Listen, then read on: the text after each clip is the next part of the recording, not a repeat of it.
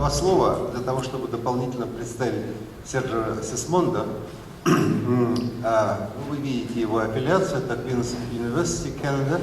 Но самое главное для нас, наверное, с точки зрения учета вот того контекста, в котором он будет выступать, это то, что он является главным редактором известного и очень рейтингового журнала Social Studies of Science. Поэтому, просто перед вами человек, который находится в гуще событий, понимаете? И вот его название этого доклада как раз об этом говорит. То есть, переводя на такой обычный русский язык, это доклад о той самой круговерти, которая вот происходит в этом самом СТС. Какие-то там онтологические повороты, другие повороты, в общем, вот всякие вот эти водовороты, короче говоря. Вот он в гуще этих водоворотов.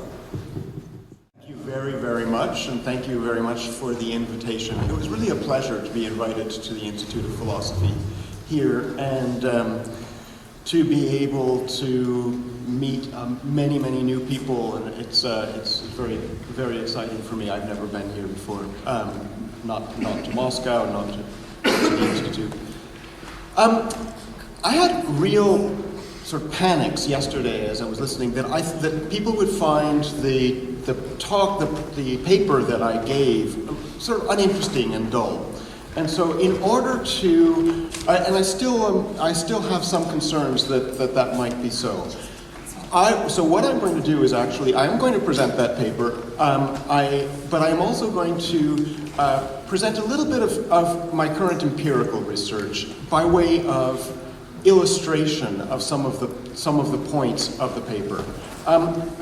I wish I could do more, but that's the combination I'm going to do. And I'm actually going to start with that. Start with the illustrations before I get to the other point. The reason why I say that you might not be interested is because, frankly, the paper that I gave was me trying to puzzle through a new set of ideas that I'm not sure are going to last or anything like that in STS, and quite possible that many people are not familiar with not even the ideas nor with what they're reacting against and so on and so forth. So it's possible. So at least you can walk away learning something new because I'll give you some empirical material.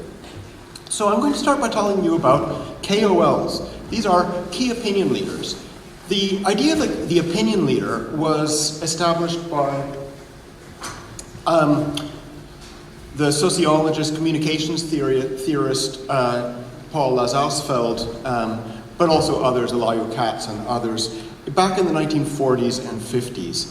And this idea, the opinion leader, is the idea is that there are certain people in nodes in society who have disproportional influence. So here's one quick description of the opinion leader by Philip Topham. Now, the key opinion leader, or KOLs, is the standard abbreviation in the pharmaceutical industry. In the pharmaceutical industry, KOLs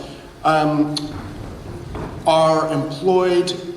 They're doctors or researchers who are employed to speak to other doctors or researchers. And so here, Philip Topham is a fairly academic version of a consultant who works for the pharmaceutical industry, identifying people who will be good candidates for key opinion leaders. And so he says that KOLs are these highly respected medical experts who have asymmetric influence on their peers, asymmetric effects on their peers. The pharmaceutical industry funded one of the key studies of opinion leaders back in the 1950s. Actually, it was not the industry, Pfizer, the company, funded, and then that grew into a way of dealing with doctors and researchers. Topham, his agency, produces graphs like this, which will be recognizable to people in STS. This is a version of a citation map, but there are many other ways of mapping the influence of KOLs. KOLs, so this is asymmetric influence. So, most of my information comes from attending conferences about how to, let me just put one up here, how to manage KOLs. That's how the pharmaceutical industry normally talks about KOLs. How do you manage KOLs? So they talk about KOL management. So here's, but I also am drawing on interviews with a number of prominent KOLs. I'm drawing on interviews with people who earned more than $100,000 working for the pharmaceutical industry in 2009. So in the 1 year, they earned more than $100,000, mostly speaking, right? Speaker's fees. So here's Dr. P. This is actually from a conference and not from an interview, but when you're being asked to be the thought leader, that's a bullseye, exactly where academics live. And I think we can recognize this. That's why I'm here today, standing behind this podium, right? When you're asked to be there, that's where academics live. So that's one way of seeing what the thought leaders do. Thought leaders are managed, incidentally, by plans like this. This is a representation, visual representation of a set of electronic documents. The pharmaceutical company will have sort of their plan for, you will meet with Dr. So-and-so on such and such a date with such and such intended outcome, right? And so on and so forth. And then, after that, they will be asked to speak at these following venues and so on and so forth. There are different, incidentally, there are different levels of KOLs. KOLs I divide them into 2 different categories. Within the industry, they're often divided into 3 or 4 different categories, depending on whether they have international, national, regional, or local scope. I divide them into researcher versus physician KOLs, and I'm sort of which I think is actually more important for an analytic purposes than sort of exactly how their scope. Researchers generally talk to other researchers, but also to physicians. Physicians talk to physicians. And so that the distinction is really just sort of how they see their roles.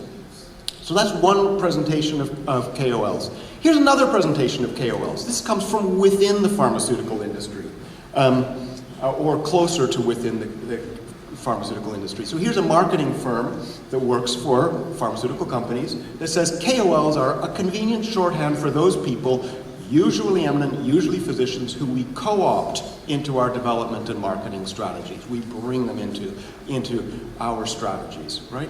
Or here, a pharmaceutical sales rep talks about the use of KOLs as salespeople. Key opinion leaders were salespeople for us, and we would routinely measure the return on our investment by tracking prescriptions before and after their presentations. So in other words, the KOL gives a presentation to a bunch of physicians, often in a clinic, sometimes after dinner, and then the salespeople will look at the prescriptions from the audience before and after. And KOLs earn good return on investment.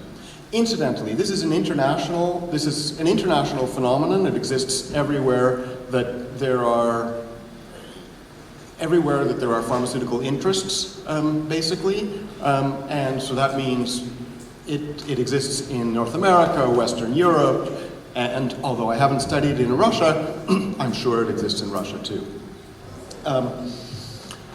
KOLs are trained before they even get to speak, especially the physician KOLs, but also the researcher KOLs are trained to be more effective speakers. So here is a company that does some of this work, says it's vital that advocates are able to communicate and influence colleagues with clarity and conviction, right?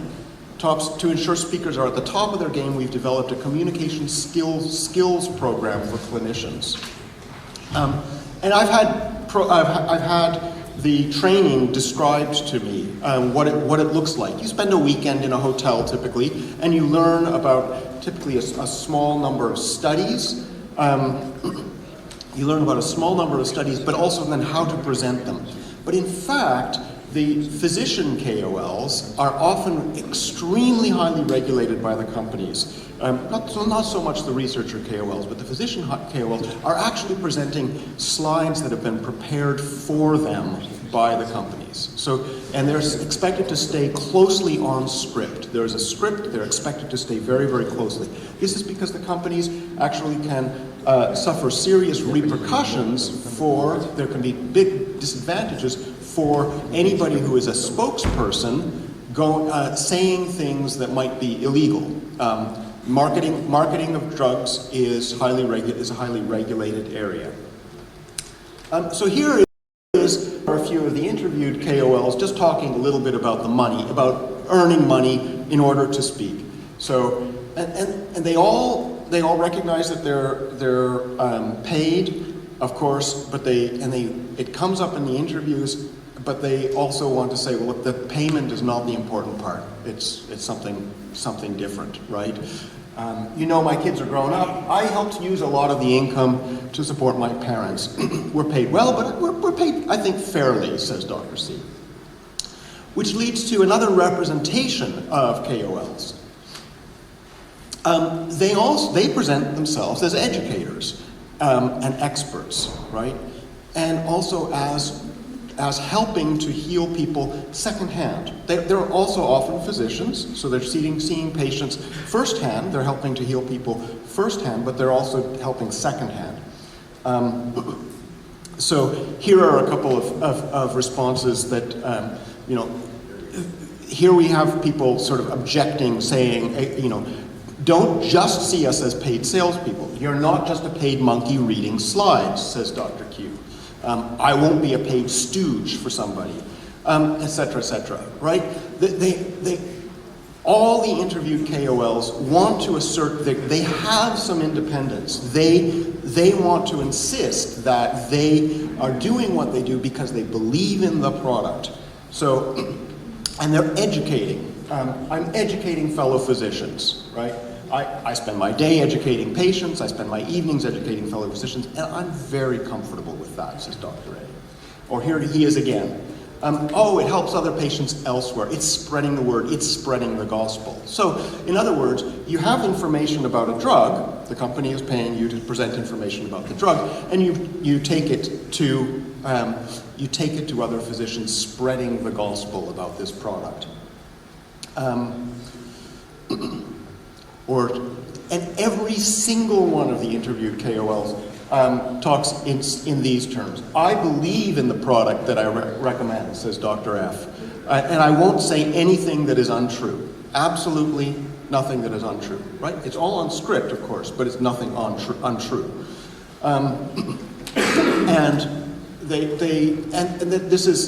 There's a sense in which they always want to emphasize their expertise. Whether that is practical expertise as physicians or expertise as researchers, that they believe in this product, they believe in the data that they are presenting.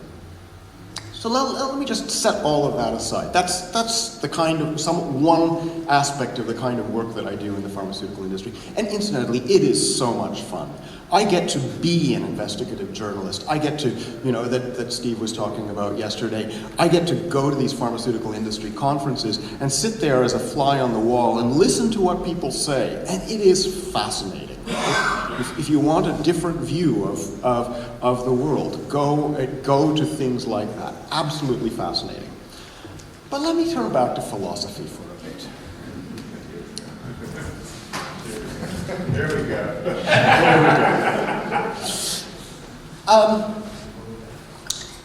So I want to tell you a little bit about a turn in STS that's being known as the ontological turn. And I said the ontological turn because I'm not sure that there is one. And this is me puzzling through these things. But even before I get there, I want to say, so one of the things STS, Science and Technology Studies, is doing a set of things that I find really fascinating. They are deflating a lot of traditional areas. And so I've thought a lot about, for example, this minor issue here, that areas of inquiry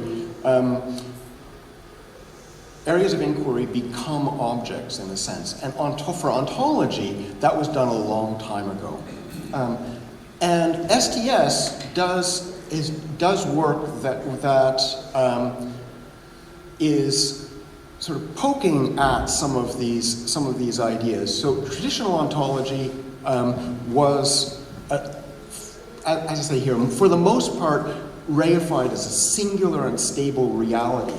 And that's being challenged by a bunch of work in STS, also in philosophy, although I attended a talk in philosophy only 2 weeks ago on ontology, and I found that the traditional view is alive and well, please believe me. But it's being challenged, it's being historicized, made contingent, and deflated. And I think STS has been deflating a number of things. It's by studying empirically the construction of knowledge and many other things. And now it's studying being itself, right? That is the ontological term, is to study being itself empirically, which you think we would leave to the scientists after all. In the deflationary move, STS has moved to studying empirically the idea of the construction of knowledge, which means studying construction empirically. Doing this as a bit of empirical philosophy and also knowledge empirically. Let me say a few things about construction, because I've talked about construction for my whole career. So one of the things that I've done in analyzing what construction means in STS is broken it apart into a number of different kinds of claims, and I'll just talk about a few. So one of the things, so this is the overarching rubric for constructivism in STS, the idea that science and technology are importantly social, that they're active processes, and that the products of science and technology are not natural. That one way or another, they're not natural. I won't say that they're artificial, but I think that's a word that might have too loaded connotations, but they're certainly not natural. That breaks down into many, many different kinds of claims locally. And here's one set of 4. So there's the construction of social reality. Easy, right? Stemming from work by Berger and Luckmann from quite some time ago, we know that social reality is socially constructed, and Ananda was talking about that yesterday, right? There's also the construction of scientific and technical things and phenomena. This rat is constructed, right? This rat is very, very finely tuned research apparatus. What this rat does inside the lab is also a bit of finely tuned phenomenon. It's a phenomenon, whatever this particular rat is made to do, whether it's made to move around in a maze, whether it's made as a, sorry, this is actually a mouse. I was looking at the picture. That's not a rat. It's a mouse. It's still constructed. People started constructing mice as laboratory objects back in the 1930s.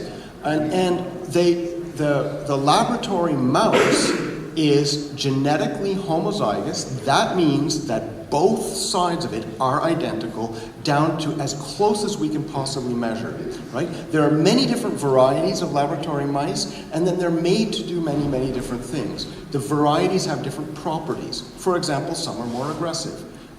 Some display a propensity to alcoholism, which you might actually think is actually a very, very useful property in a laboratory mouse, right? Which is because, or a propensity in the opposite direction, etc. And then you make them do artificial things. You create phenomena out of these artificial worlds. So I spent too long on that one. There's the technoscientific construction of material and social world in big ways, right? All sorts of ways. And then putting a bunch together, we might talk about the heterogeneous construction of things and knowledge, right? We might think of this as roughly actor network theory-ish sort of work, but it doesn't really matter to me whether it's actor network theory or precursors. In fact, I took this diagram from a researcher named Peter Taylor, who wants to sharply distinguish his work from actor network theory. Doesn't really matter. Multiple domains coming together. And there was a nice talk yesterday in one of the sessions, one of the afternoon sessions about that, at least as far as I can understand.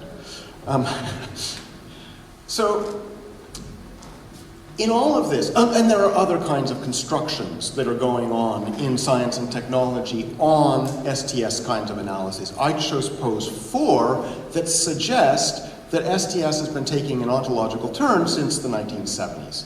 And otherwise, this would be completely uncontroversial, right? That constructivism would be absolutely, totally boring if we didn't think that there was some kind of ontological turn going on. But let me talk about the more recent ontological turn. And I think that there are sort of 2 different flavors. I'll split the first one into 2 parts itself, but that's not necessarily too important. Here's one, Ian Hacking's historical ontology. So this is under the social construction of social reality part, I think.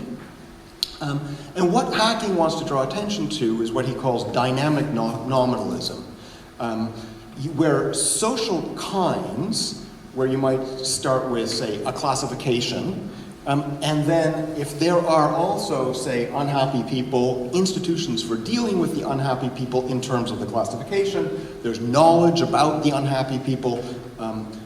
Hacking's primary example is multiple personality disorder. That's the one that he has spent the most amount of time looking at. Multiple personality disorder or dissociative identity disorder is one that basically did not exist before the 1950s. There were no cases of multiple personality disorder other than the very few cases that were used to establish the classification to begin with before the 1950s. And then in the 1950s, in part sparked by a movie, The 3 Faces of Eve, about multiple personality disorder, but also some popular magazine articles and other things, we start seeing cases of multiple personality disorder. People being classified this way, people identifying this way.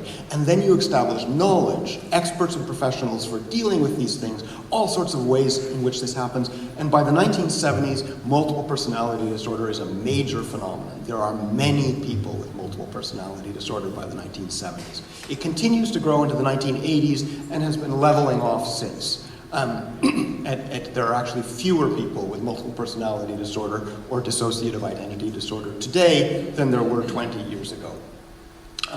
So it's a classification in some decline.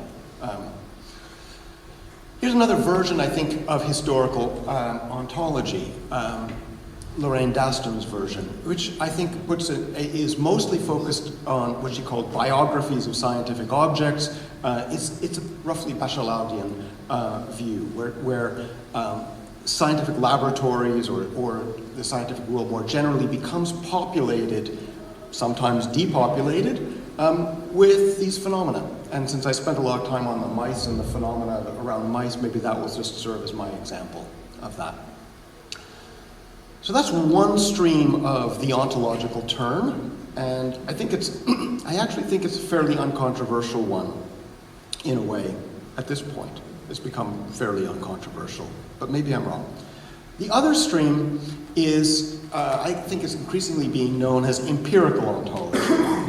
And this is ontology read off of practices of engagement, and especially professional practices.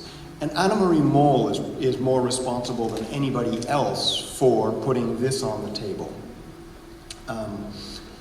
For Moll and people who find this approach to doing research attractive, what is one of the primary conclusions is typically that ontology is multiple. So here we have a quote from her from 2013, and so she says, on the surface, food is fuel, input or nutrients for a body that may be normal or deviant. Behind this is a second layer. Food is pleasurable, desirable, and part of daily life. And so what she's looking at is nutritionists' advice, right? So this is professional practices of offering advice. It's a little distantly removed from science, I know, but we'll just take this as a bit of applied science. And so this is the kind of multiple. And the is in these quotes, which appears twice, is important. Food is fuel, food is pleasurable, right? What she wants to insist is that there's a kind of multiplicity of this work. Is this just perspectivism? I mean, we can see a possibility for that in John Law and Mariana Lean's claim. This is a quote here: the turn to ontology in STS is part of a much wider intellectual and political movement in Western thinking that can be traced back as far as Nietzsche. And I got a headache when I read that, I must admit, because thinking of multiple ontology in terms of perspectives seems to me highly problematic, right? That would be a mistake if we were going down that road, right? So here's just really briefly a few objections to thinking about ontology in terms of perspective. First of all, I think we've learned, there's the resistance is liveliness or agency of the things that are being described. Think back to the KOLs, for example. The KOLs don't want to be read as salespeople. They resist that, right? At the very, very least. There's this claim that built into the idea of a perspective, we would never talk about a perspective if we didn't account for the possibility that the perspective is wrong, or that when representations are representations in virtue of a possibility of being wrong, which is another way of, maybe just another way of putting the first point, slightly differently. And as a result, I would say that perspectivism is either really boringly representationalist, it's just to say, now we're only going to talk about ontology as represented, right? Or it's highly idealist, where you're saying that the ontology is somehow automatically created by the representation, right? And both of these positions look, well, the first is boring, the second is, I think, highly problematic. And finally, let's say a political objection. I think many people would object to the idea that descriptions of people, or particularly interesting kinds, maybe even mice when count, are really true one way or another, just simply in virtue of being good descriptions, right?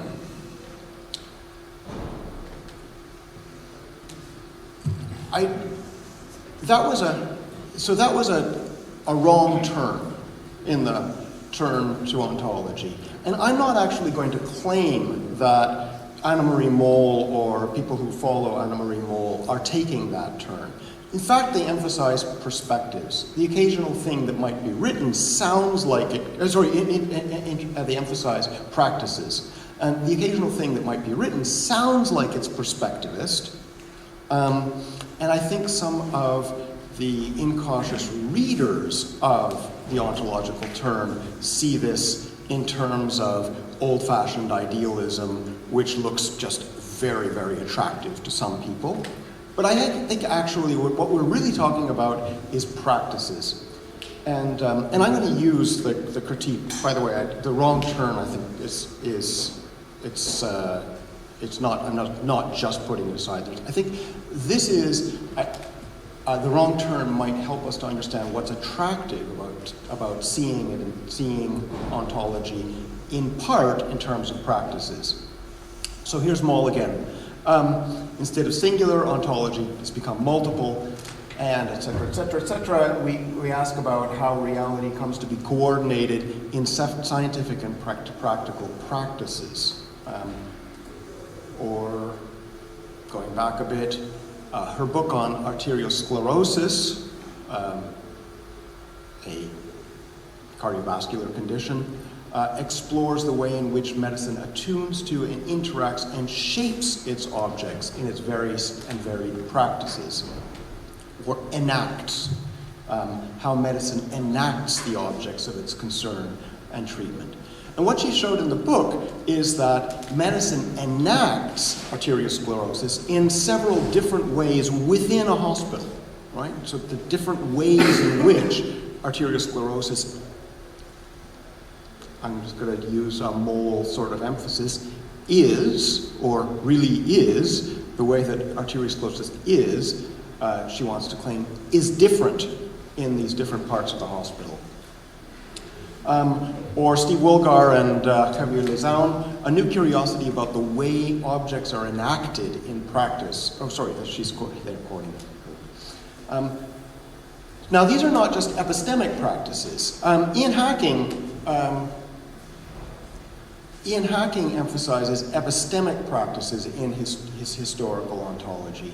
And what he's doing is, when Ian Hacking, in that what I claimed is now pretty uncontroversial Foucauldian project, what he is doing is he's emphasizing how especially epistemic practices, then can be used, leveraged, etc., to become stable kinds of things, to become long-term. So in multiple personality disorder, we may not think of 40 years, 50 years history of multiple personality disorder as all that long-term, but it has a certain kind of stability now. And so that epistemic practices establish the possibility of multiple personality disorder as a long-lived kind, as a long-lived way of being, right? But the new empirical epistemology emphasizes other forms of engagement in addition to the epistemic practices. And so a couple of examples, Law and Lean's example was about choreographing, which is, I think, actually a really nice word for some of the stuff that goes on. Farmed salmon, sort of how you make something into a farmed salmon in this sort of complicated word. Again, we're a little far from, or more enacting arteriosclerosis. So let me return to the KOLs for a second. There are multiple descriptions of KOLs, but they're also enacted in various ways. And I think that sort of using a empirical ontology kind of emphasis, there's emphatic ontology I want to claim here, KOLs are influential nodes in networks, KOLs are salespeople, and KOLs are independent advisors, educators.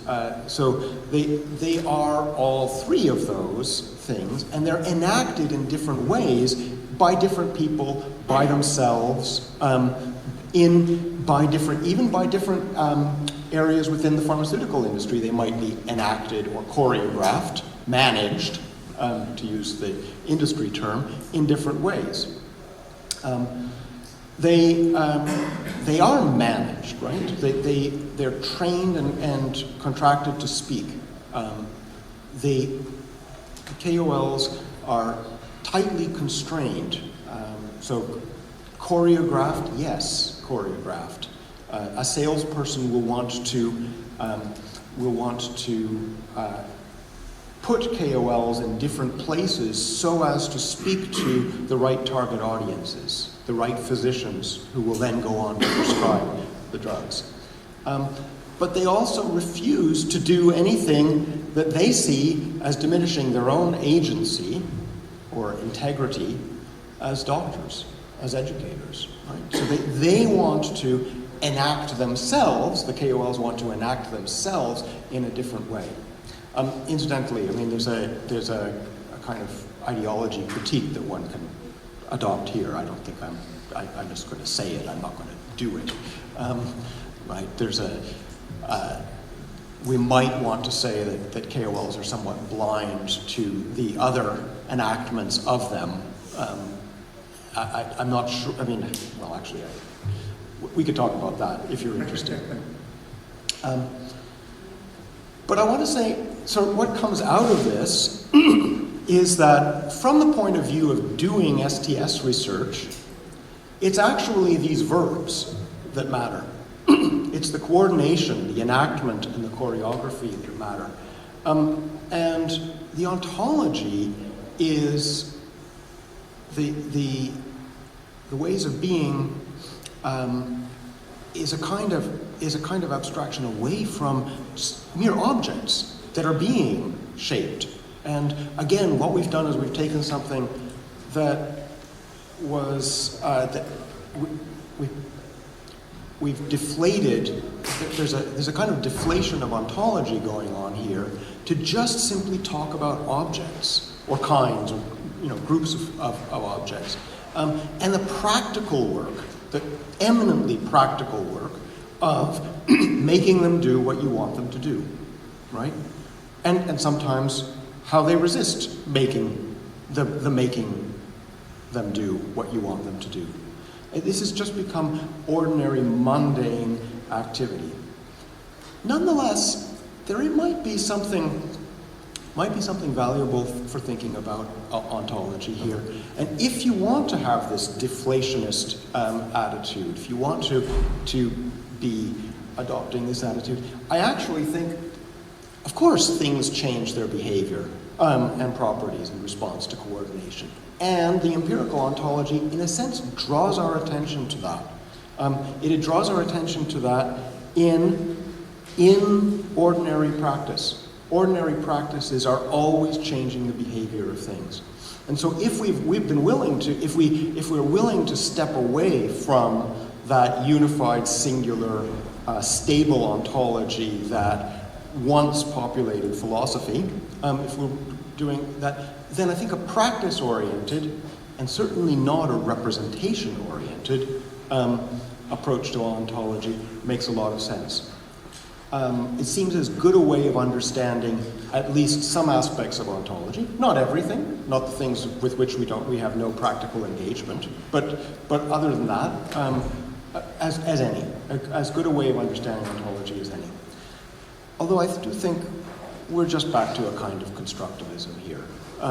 We've just returned, in my analysis, to something at least for which the overarching metaphor of construction works perfectly well.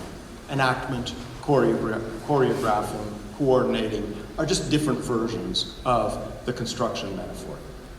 Thank you very much.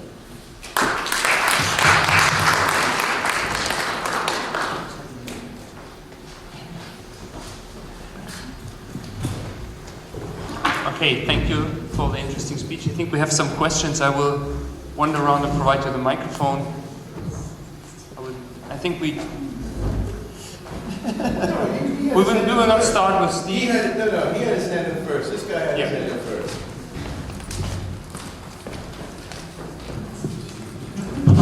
So, my question, whether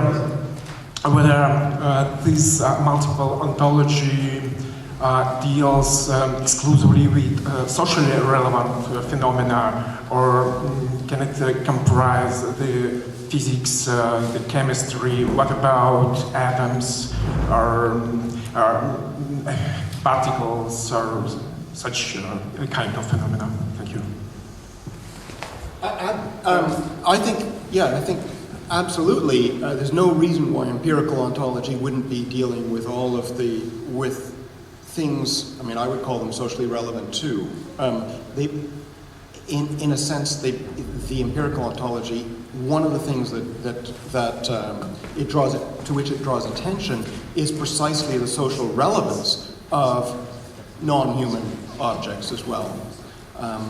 So hacking, I think, is wrong in sharply distinguishing the social categories from the natural categories. And he even violates his own distinction. So, I mean, he probably knows he's wrong.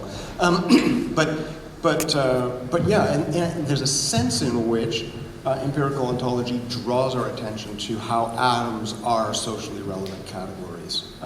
But if we prefer non-human. Thank you very much for your wonderful talk. We all together are chaos 4. We are steered by Casari. We learned to speak naturally, and we don't say things of which we wouldn't mean that they are correct. But I don't remember that we are getting $5,000 each which, due to your ideas, should be the minimum, I think. Well, let me start from your idea of ontology. Ontology had been the prime philosophy originally, from Aristotle up to Christian Wolff. And then Kant changed the whole thing and said, first, knowledge. And the categories of knowledge are the conditions of the ontology. And this still holds. And that's the reason why there are different kinds. Well, we cannot speak on something which we cannot observe, think, reflect on, and so on. Aquinas ontology to me is to be the value of a bound value is empty. You would have to say what the universe of discourse is. So one has to say, what are the objects, namely objects and processes we need? What are the relations between these objects? And this is a part which is extremely open. And most of the ontologies today are very, very small ontologies in most cases. And I think one should pick up, for instance, Nikolai Hartmann, New Ways of Ontology. He tries to include as categories and objects all those items with which we are dealing. That means not only objects as chairs and so on, but biotic objects, but all what belongs to Popper's World 3. Ideas, feelings, and so on that are in World 2 have to be installed within a ontology which would be rich enough to deal with the problem you are dealing with.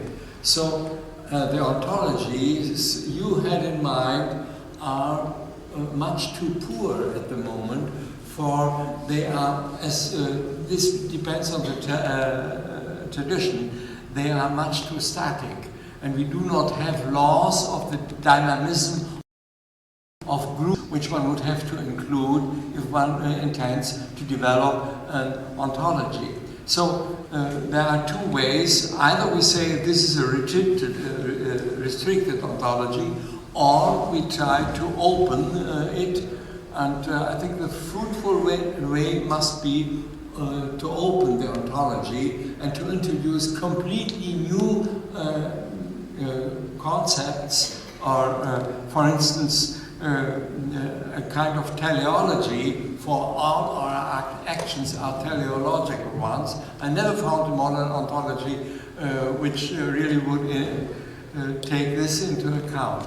We have to include the possibility to form groups, new form, and to give new groups an own structure. So we have to enrich the ontology by concepts of that kind, which then are rich enough to describe what is going on in the groups of medicines or in STS study.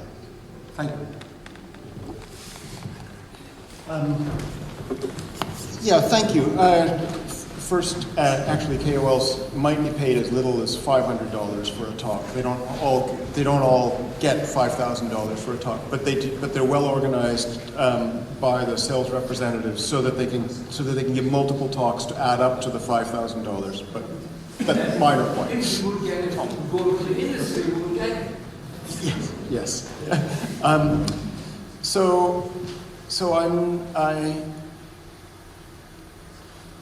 I am sympathetic with parts of what you're saying, quite sympathetic with parts of what you're saying. I haven't read the Hartmann. I don't know this. I'm actually, I have to admit, I'm to some extent in unfamiliar ground here.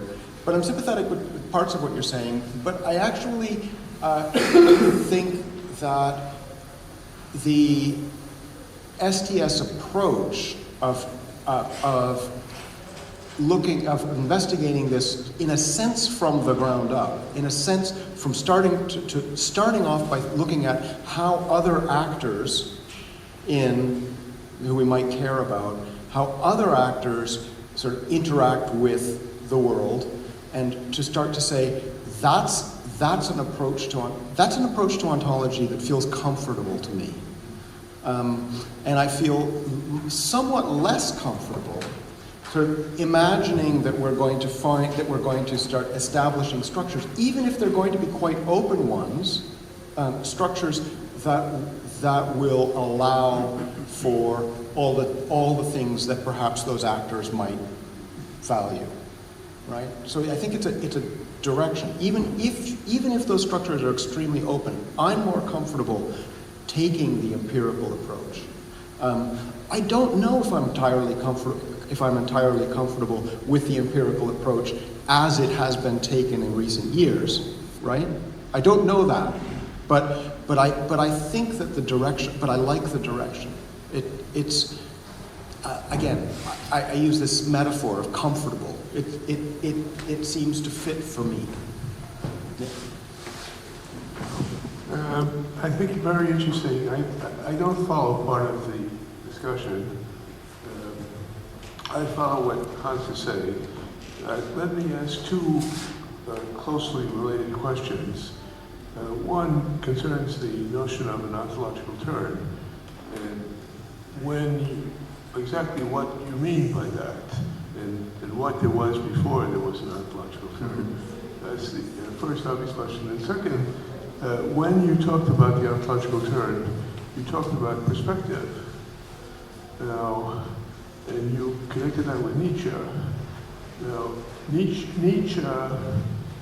view implies that there only are different perspectives all the way down.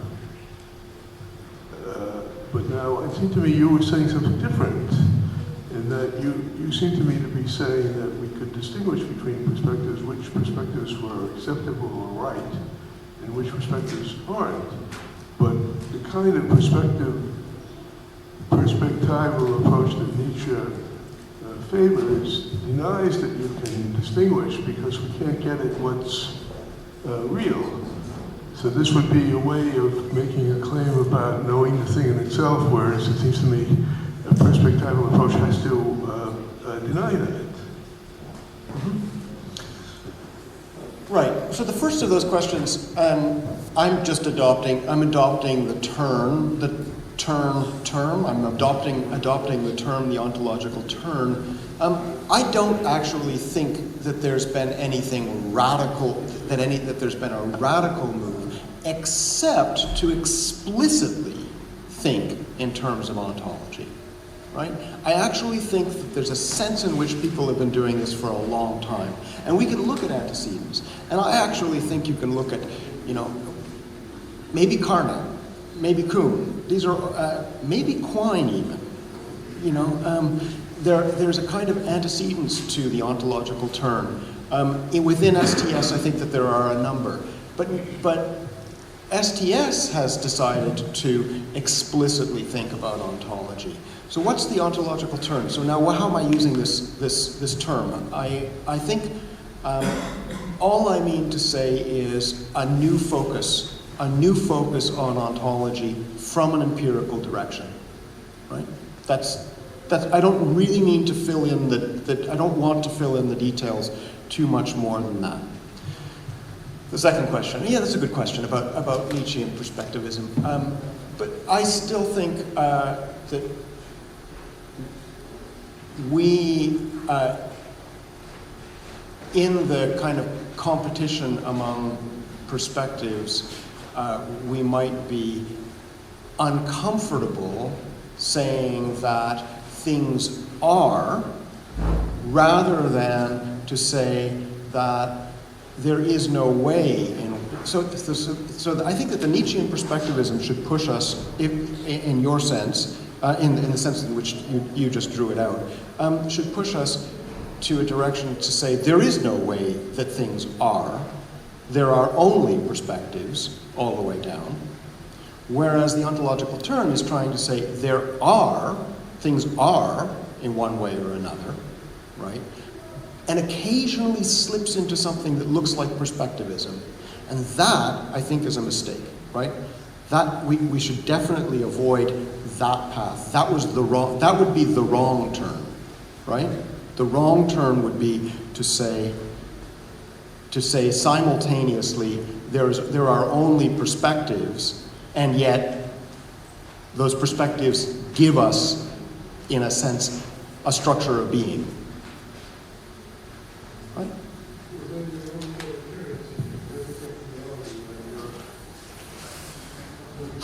You'd only get an appearance and you'd never make a claim for reality on your ontological theory. Oh no, I think that the practices give you a claim to reality quite in an ordinary way. The way that ordinary practices interact with things. Right? Okay, we have 5 more questions. I encourage everyone to be as brief and concise as possible. Yes, thank you. Thank you, Sergio.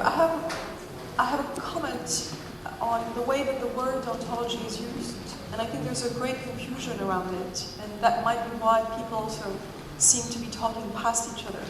And I've noted that all these different terms appear in your presentation and in the people you're quoting. So first, when people say ontology, it's usually defined as the study of the nature of reality, right?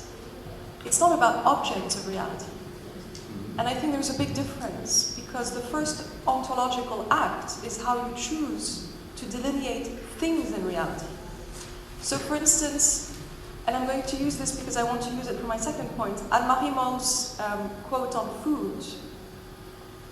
You first have to say, I'm taking food as an object in reality, which is one way of identifying the contours of an object of reality, right?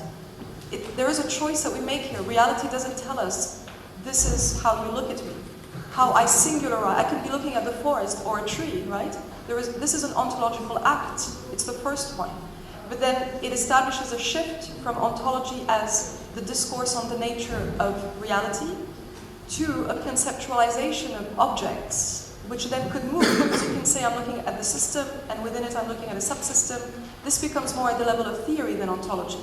But it seems that people move, especially because they're not philosophers, they move very often, social scientists, to ontology as a study of things, which gets them to talk about agents and structures as if this was ontology. It's not ontology. This is how we conceptualize reality. It's nothing to do with the nature of being, right? Which is more of a metaphysical. Now, the other point, and I think it's related to this, is that we start talking about ontology as if it were a characteristic of objects. So in Anne-Marie Moll's quote on food, where she says food it can be seen as a fuel, and it can be seen as pleasure, or the source of pleasure, or whatever. Well, that's not the ontology of food. That's the ontos of food, if anything. But that quote with Marie Moll's ontology, it's a logos, right? It's a discourse on things. In that case, the food is the thing, it's the object, although I think it's wrong, because it should be something about reality, not about food. But it's Anne-Marie Moll's ontology. So if STS has an ontology, if it is going to study ontologies, then it's a meta-discourse on the way that we conceptualize the nature of being and the nature of reality. And it seems to me that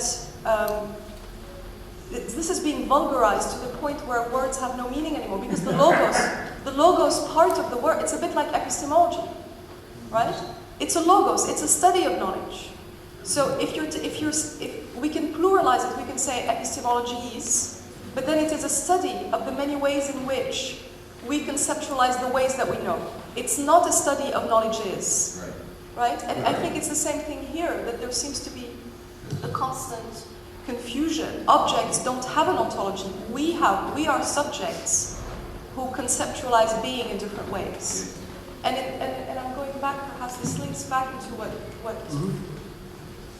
my senior colleague was saying, with all his wisdom about precisely these older philosophical traditions, that if you're talking about perspectives, if there are so many ways in which objects can appear to us, because there is no secret to what their nature is, there is only our conceptualizations of what they are, that in fact, ontologies, in the sense of discourses on the nature of things, if there is no one way of measuring whether they are right, but only of measuring whether they are useful or how they are political, because it's a political act, right? And this seems to erase it completely. Then it goes back to an epistemological question. Whereas all ontologists want to say is that it's not about epistemology, it's about ontology. but they're erasing the act of conceptualizing. What? Yeah. Are you actually going to answer this, or do you just accept this as a comment? You should accept it as a comment. No, I'm not. She's absolutely right. No. I will not accept that quite just without any response. I think philosophers are hypocrites because philosophers want to make the move that you say, but then they start talking about ontologies and an ontology as if it is the object. So philosophers want to say, no, it's just social scientists or some lay people who make that mistake. But when it's convenient, philosophers make exactly the same move. And I think that's why I put this slide back up. Because actually this is a standard move in the English language. Okay, this is where my question comes in, exactly on this point.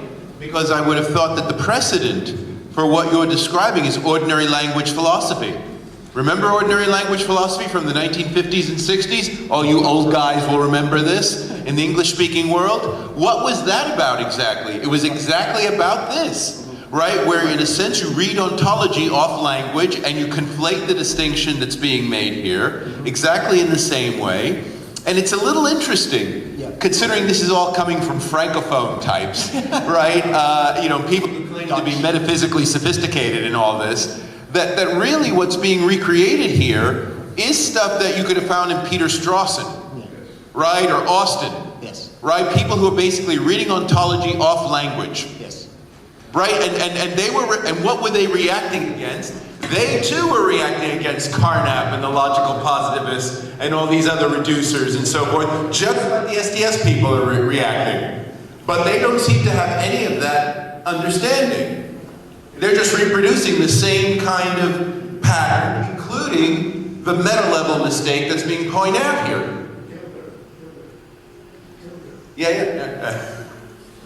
I'm just saying, do you have any, I'm just sort of curious about this, because it almost seems like there's a kind of historical amnesia that doesn't come from the too distant past, right? Because it was guys, people like Strawson and Austin who were reacting against the reductionism of the positivists and Quine and all these people, right? And they basically came up with an ontology that's not so different, recognizes multiple types of entities. They're not all materialistic. They all coexist on an equal plane, right? All that kind of stuff that we have today. And it was just read off of language. And I'm just wondering, what do you make of that? Is there something different? Let's put it this way. But let me put it constructively. Is there something different about what's being done now from what was being done, let's say, in the 1950s? Yeah. So I think that comment is right on, up and including the question. So the comment is right in that this is being done in the same spirit. It is absolutely the same spirit, and you're right that there is no reflection on that past. Except that people understand that representation, language, and this is the answer to what is different, right, is just a sideways move. It's a sideways move away from language towards practices of engagement. Practices of engagement that reshape objects, that they effectively so it's reshape. dynamic. It's dynamic. Yes. It is effectively reshaping objects, right? And that, the hands-on part of this is important, right? Even if it's not exactly hands-on, even if it's engagement on a discursive level, this is what is new. And you won't find that in ordinary language philosophy. The mistake, so they're avoiding the big mistakes of ordinary language philosophy. Perhaps they're not avoiding all the mistakes. I agree. I grant that. Yeah. Right. So. But I think but it would be interesting to reconnect in a way. Yes, you're right. Yeah, I think we take one more question, and from the others, I must apologize, but I think Sergio will be around all day. Give her acid. What do you think about beings and things is being ambivalent or malevolent, multitude, or what is your opinion? And the first question about Geisenberg. Werner Gersminer and his idea about the means which we study the nature and things, and you follow him, I think.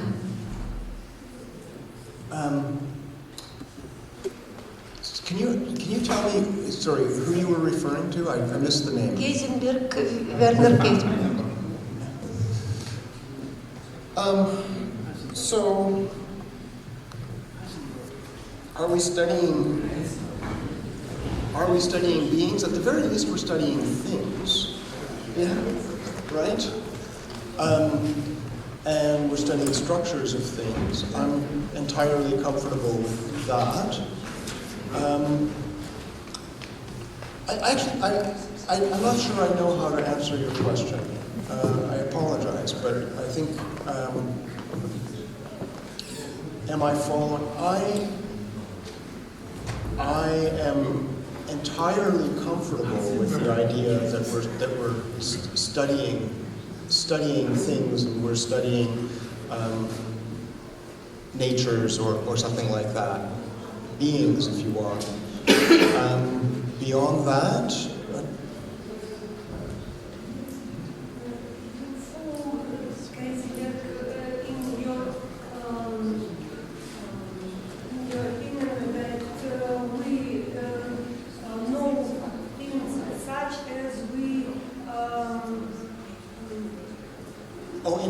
as we interact with them. Means which means we use to know, to study. Excuse me for my English. No, I'm sorry. I wish I spoke Russian. I don't think I have to yoke this to a pragmatist view of knowledge, but I think that that's a natural companion, right? I think that it's a fairly obvious fellow traveler to say that there's a pragmatist, but I don't think it's necessary. That is, I think we can still treat, for practical purposes, representations in non-pragmatic ways, right? Maybe you want to have a deeper pragmatist analysis.